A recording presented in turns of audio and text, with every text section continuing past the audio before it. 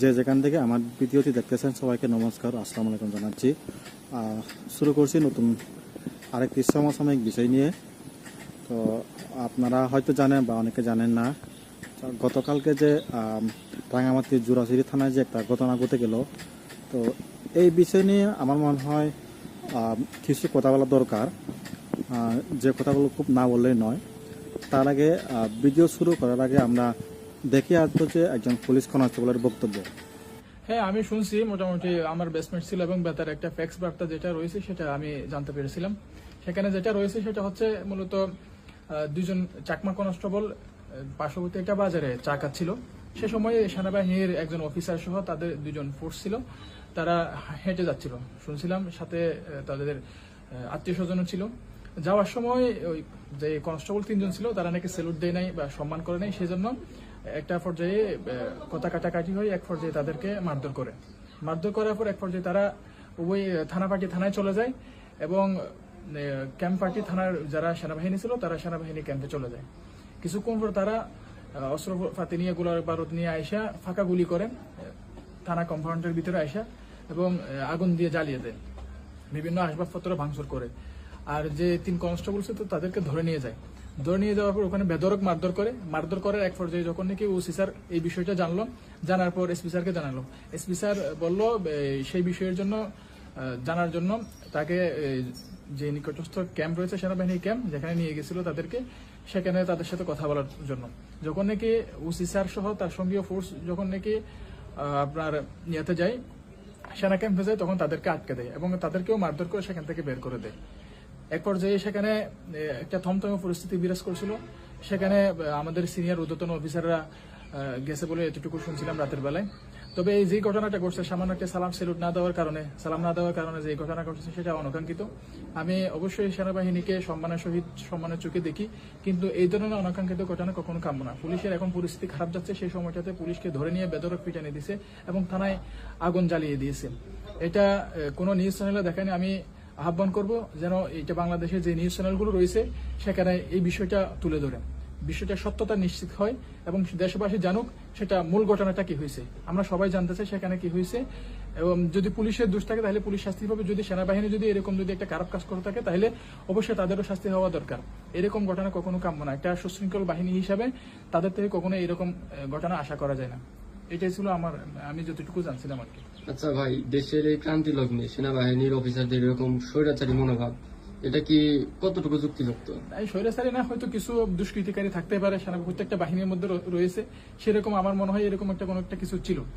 তো এটা তদন্ত হোক, আমি শুনছি সেটা মামলা হবে কোর্টে। আমি বলবো যারা ওসি স্যার সহ গিয়ে তারা একটা কোর্টে একটা মামলা করবে, মামলা করার মাধ্যমে সেটা কোর্ট বিচার করবে, এটা হলে ভালো হবে। ঠিক আছে ভাই, ধন্যবাদ আপনাকে। ঠিক আছে। ছাত্র আন্দোলনের শুরু থেকে বা তার আগের থেকে দেখতে পাচ্ছেন যে বাংলাদেশের যতগুলো গণমাধ্যম আছে সবচেয়ে হচ্ছে যমুনা টেলিভিশন একটা নিরপেক্ষ ভূমিকা পালন করেছে। সেটা আমরা এবং কি যমুনা টেলিভিশনকে আমরা স্বাগত জানিয়েছি। যমুনা টেলিভিশনকে আমরা বিভিন্নভাবে আমরা সংবর্ধনা জানিয়েছি তাদের নিরপেক্ষ প্রচারের জন্য। তো গতকালকে রাঙামাটি জেলার জোড়াছড়ি থানায় যে একটা বিশাল ঘটনা ঘটে গেল, গতকালের ঘটনা থেকে শুরু করে এখন পর্যন্ত অলরেডি 24 ঘন্টা পার হয়ে গেছে। তো এই 24 ঘন্টা পার হয়ে যাওয়ার পরেও এখন পর্যন্ত কোনো গণমাধ্যম চ্যানেলে এই প্রচারটা হয়নি যে এই ঘটনা ঘটে গেছে। তাহলে কি বোঝা যাচ্ছে যে যমুনা টেলিভিশন এখনও নিরপেক্ষভাবে তাদের সংবাদ মাধ্যম প্রচার করে? দ্বিতীয়ত হচ্ছে যে আমরা তো সবাই সরাসরি শাসনের বিপক্ষে ছিলাম। আমরা সরাসরি শাসনকে আমরা বিদায় করেছি, তাই তো?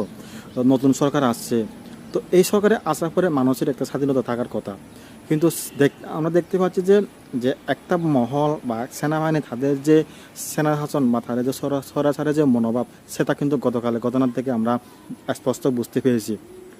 তো সামান্য একটা কেন্দ্র করে যে একজন সেনাবাহিনীর ঊর্ধ্বতন কর্মকর্তাকে কয়েকজন পুলিশ কনস্টেবল সালাম না দেওয়ার কারণে এই ঘটনা ঘটছে। বলতেছে যে কনস্টেবল ছিল এরা চাকমা ছিল, তো যার কারণে সেনাবাহিনীরা ওদের উপর একটু খেপে গেছে, মারধর করছে।